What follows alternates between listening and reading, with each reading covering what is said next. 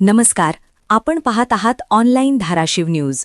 कळंब तालुक्यातील मौजे खोंदला गावातील नागरिक शुभम मधुकर वळेकर यांनी मागील काही महिन्यांमध्ये ग्रामपंचायत कार्यालयासमोर आमरण उपोषण केले होते.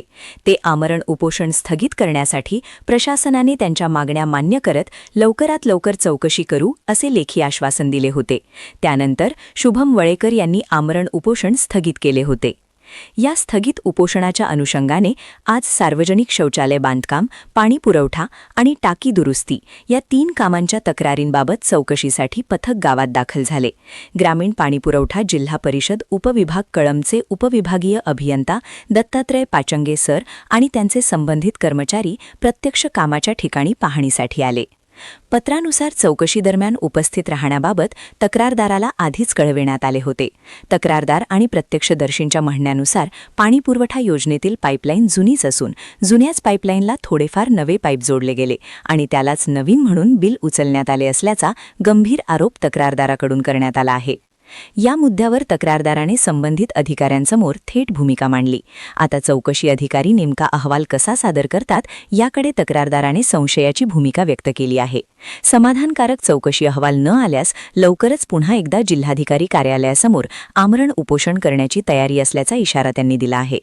त्यामुळे आता चौकशी अहवाल कोणत्या पद्धतीने कळवला जातो याकडे संपूर्ण गावकऱ्यांचे लक्ष लागलेले आहे. विशेष बाब म्हणजे ज्यांनी काम केले आहे त्याच कामात नवीन आणि जुनी पाईपलाईनबाबत तक्रारदाराकडून पोलखोल झाल्याचेही गावात बोलले जात आहे. Online Dharashiv news. ग्रामपंचायतचं कसं आहे माहिती आहे का, जुन्या पाईपलाईन ज्या आहेत, जुन्या आणि नवीन मिळून फक्त प्रोसेसनुसार दाखवलेत की बाबा आम्ही 3 पाईपलाईन केल्यात, पण सध्या काय पाईपलाईन 2च आहेत. ह्याची ह्याला जोडून त्याची त्याला जोडून फक्त इस्टिमेटनुसार काम दाखवले लोकाला की आम्ही नवीन पाईपलाईन तयार केल्यात. एक इनकमिंगची पाईपलाईन, एक आउटगोईंगची पाईपलाईन आहे. इथं एवढं असं केलं, तिथं तेवढं तसं केलं, पण अस्तित्वात कुठलीच गोष्ट योग्य नाही. इस्टिमेटनुसार कुठलंच काम नाही. फक्त ही जिरवाजिरीत आणि फक्त सांगित की बाबा हे आम्ही योग्यरित्या असं केलं, योग्यरित्या असं केलं, पण काम एकही योग्य नाही. आणि जी योजना शासकीय आहे, सरकारच्या समजा निधीनुसार योजना बजेट आलेले ह्या कामासाठी खर्च करायचा, त्या कामावर खर्च नाही. दुसरी गोष्ट पण अशी की जी योजना लोकांच्या हितासाठी त्याचा काहीच उपयोग नाही. फक्त प्रोसेसनुसार यांचं इस्टिमेटनुसार काम आहेत रजिस्टरवर की बाबा कामं सगळी आम्ही केलेत क्लिअर, पण अस्तित्वात जर बघितलं तर त्यांचा एकही योजनेचा काही उपयोग जनतेला नाही.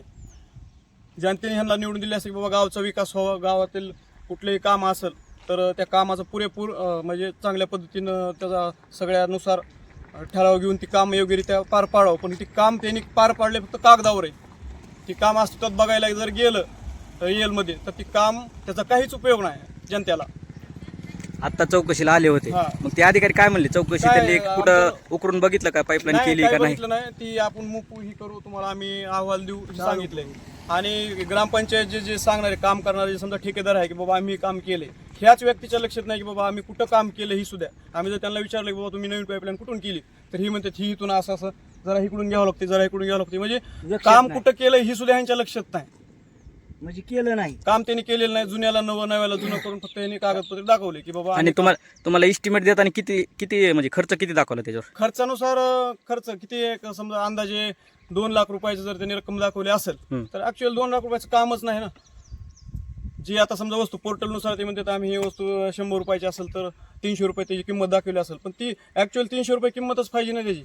तुम्ही पाईप किती लावलाय, फक्त इस्टिमेट जिरवलंय की काम आम्ही पूर्ण त्याचा हिशोब जी शेवटला ताळेबंद बॅलन्स तयार होणार आहे ते शेवटला दाखवले की हिशोब बरोबर आहे. शिल्लक रक्कम ह्याने 10, 20 रुपये, 50 रुपये, 100 रुपये असं दाखवली. आताच्या चौकशीवर तुमचं समाधान झालं नाही ना? समाधान आहे असं अशी चौकशी नाही, ह्याच्यावर समाधान नाही. कारण जुनं नवं काय केलंय कुठं हे नुसते फोटो दाखवून सुरुवात फोटोची दाखवले, पण काम पूर्ण स्वतः झाले सुद्धा फोटो लागत ना. कडीपर्यंत आले ती करून जावं म्हणले तर असं सांगितलं की बाबा हे तुम्ही चालू करून घ्या. मग चालू आजपर्यंत करायला काय अडचण होती? काम करायला पाहिजे, आजपर्यंत चालू करायला पाहिजे होतं. ती ते फक्त ग्रामपंचायतचं उडवाउडीची उत्तर आहे, तर आम्ही असं करू तसं करू. कार्यकाळ संपत आलेला आहे आता. 27/10/2025 ते आज दिनांक 22/1/2026 जवळपास 3-3.5 महिने झाले, तरी पण आजही त्या प्रश्न आमच्या अनुत्तरित आहेत. त्यांनी सांगितलं घंटागाडी चालू करू, त्या घंटागाडी चालू केली नाही. त्यांनी सांगितलं की घंटागाडीवर ड्रायव्हर नाही, तर ड्रायव्हरचं मानधन यांनी 33,000 रुपये उचललंय. ऑनलाईन पोर्टलवर माझ्याकडे त्याची प्रिंट आहे, सगळे पुरावे आहेत, फक्त हे टाळाटाळ करतात. अधिकारी लोक आज चौकशीला आल्यानंतर त्यांनी म्हणजे प्रत्यक्ष काम उकरून बघायला पाहिजे होतं कुठं झालंय, काम क्वालिटीनुसार झालं का, इस्टिमेट कुठं आहे आणि इस्टिमेटनुसार काम कुठं आहे. यांनी साधं सिंपल कागदावर लिहून आले की एवढी फूट पाईपलाईन आहे एवढ्या फूट इथं सिमेंट वापरलं, एवढं इथं वापरले. त्यांचं काम प्रत्यक्षात काय असतं, इस्टिमेट समोर धरून ती प्रत्येक स्टेपला फोटो दाखवायचं काम असतं. प्रत्येक स्टेपला फोटो दाखवायचं काम असतं. यांनी फक्त दाखवलेत पाईपलाईनचे, शौचालय बांधतानाचे फोटो दाखवले नाहीत. त्या शौचालयात दुरावस्था झाली, फक्त बिल काढण्यापुरतंच यांनी फक्त शौचालय सुशोभीकरण केलं. तिथं बॅलर गायब आहे, ते सांगतात तुट्या काढून नेल्या. बरं, कागदपत्रात असं नमूद आहे की सदरेल यानंतर जर काही दुरावस्था झाली तर जबाबदार ग्रामपंचायत प्रशासन असेल, मग दुरुस्ती करून जबाबदारी त्याची यांची. ही सांगतात आम्ही पदरच्या पैशानं असं करू तसं करू. ते प्रत्यक्षात काहीच नाही, टाळाटाळीची उत्तरं आहे सगळी. आमच्या याच्यावर समाधान नाही. जर अहवालात काही कमी जास्त झालं तर आम्ही पुढची स्टेप असेल, धाराशिव येथे जिल्हाधिकारी कार्यालय धाराशिव येथे आम्ही आमरण उपोषणासाठी परत एकदा बसणार आहोत, जर अहवालात काही कमी जास्त झालं तर. माझा धन्यवाद.